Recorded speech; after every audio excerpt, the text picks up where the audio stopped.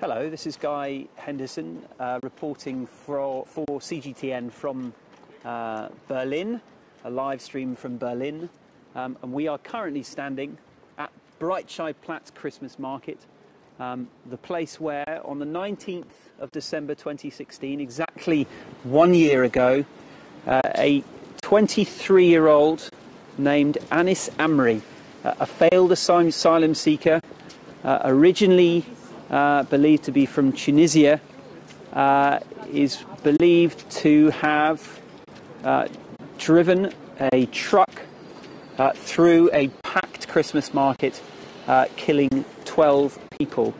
Now that happened a short time after the time that we are standing here now. It was at the time packed. It was the final build-up to Christmas. This is a famous spot in Berlin. It is one of many very famous and well-attended Christmas markets, both in Berlin and in Germany.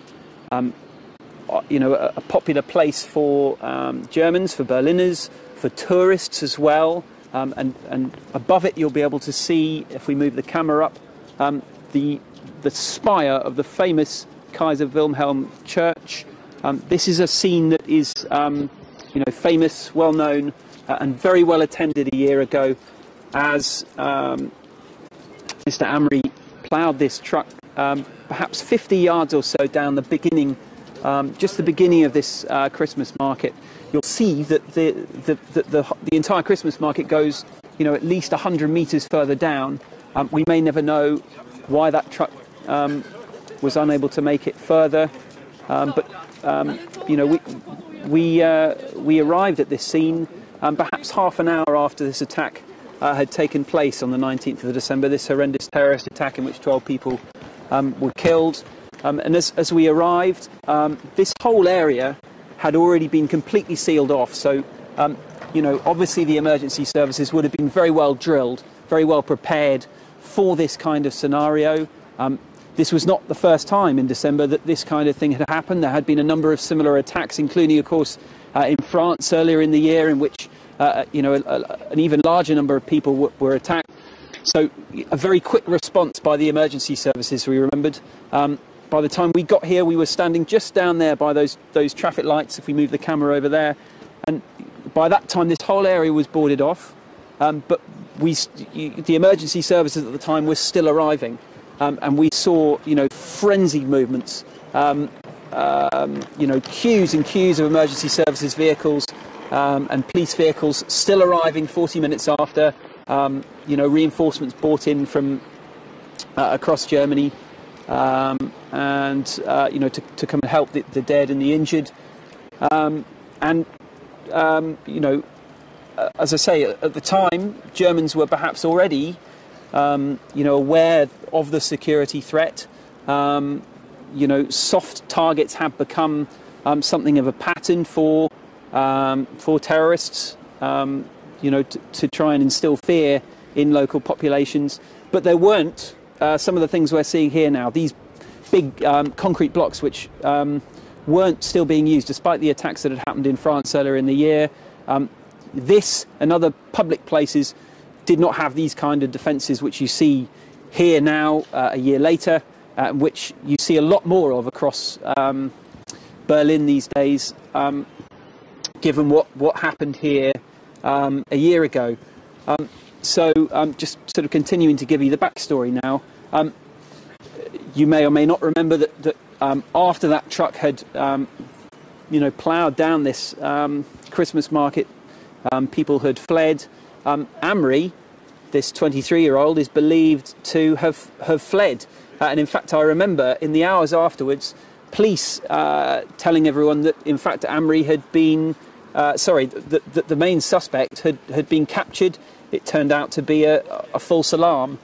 So somehow, after the attack had happened, Amri had managed to make his way out of this Christmas market amidst, the panic, and you can imagine all of these stalls would have been open, and it would have been far more packed than it is now. Somehow, he managed to escape the scene, and in fact, it took the authorities 4 days or so to track him down. He managed to make it as far as Italy, where Italian police then had shot him dead. So that's the backstory. A year on, almost at the same time that this attack took place, here we are now, and we'll just keep our voice slightly quieter as we approach the scene here of a memorial which was set up and revealed today. We've had ceremonies here at the Christmas market through the day, an interfaith service earlier inside the Kaiser Wilhelm Church, and then at about midday today, and we'll just ask the cameraman to come forward here and see what we're looking at here. We had a ceremony in which this memorial was unveiled. So what we'll probably do is just ask the cameraman to move right in here. We'll find a space. We've got plenty of time, so no rush. But there is a memorial that was unveiled earlier in the day, and we may not be able to see in detail here, but the names of all 12 of the victims of this horrendous attack are in fact engraved on the steps here, and you'll see framed pictures of those victims. We have candles that have been lit by members of the public and flowers laid. As I say, there was a ceremony here earlier in the day. That ceremony was attended by relatives of the victims. It was attended by the German Chancellor Angela Merkel, the Mayor of Berlin we saw there, the Speaker of Parliament Wolfgang Schäuble attended. So, a high-level political involvement. And as we look around, the official ceremony now over, but you'll see that people are now coming here. I mean, obviously a lot of film crews and a lot of public attention for this ceremony, but also people just coming here to sort of quietly pay their respects a year on, and just a moment to reflect, perhaps. Now, there have been a lot of tough questions in the build-up to this one-year anniversary, and the build-up to this ceremony and the laying of this, the opening of this commemorative sort of memorial outside the Christmas market. A lot of tough questions from the families of the relatives who were here. Questions about why the German government didn't do more to care for them and look after their needs, to provide counselling and support in the aftermath of what would have been an unimaginable shock for those relatives. So, we had the Chancellor standing side by side with relatives who just a few days before, or a few weeks before, had written an open letter in a German newspaper to express their anger at the German Chancellor, asking, why had the German government not done more to show support for the families. And in fact, it wasn't just the families making those comments. It was senior politicians, even those in government. The commissioner was hired to look after the needs of the families in March 2017, and even he was critical of the government's actions.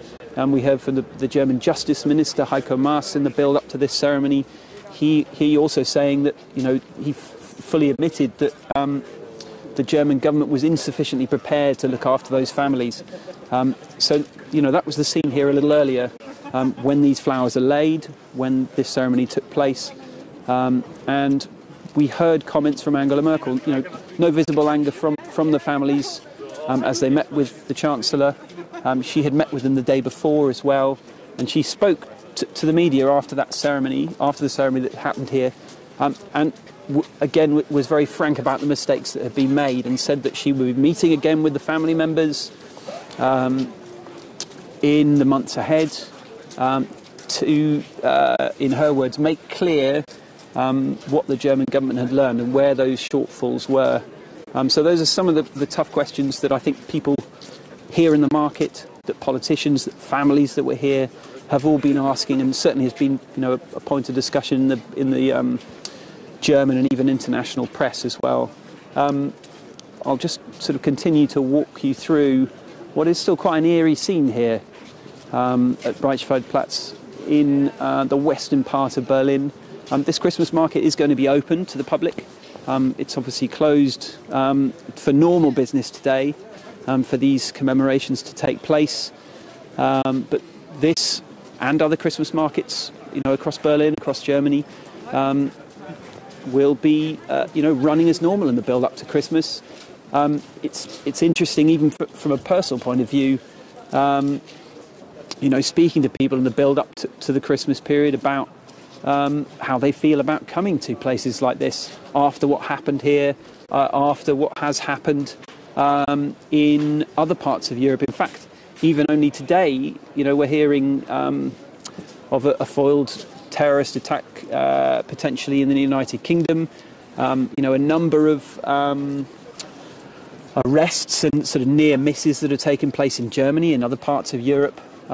Even, in the build-up to this Christmas, a year on from this terrorist attack.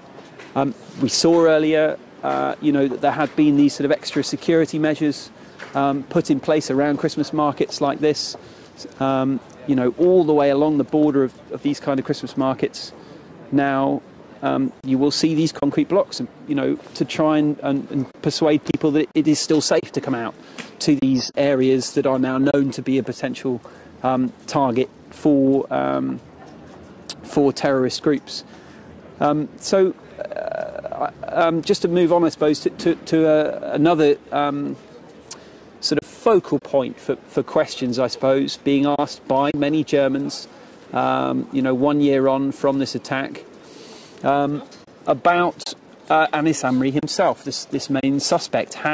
Not just how he managed to climb out of the truck here and somehow, escape.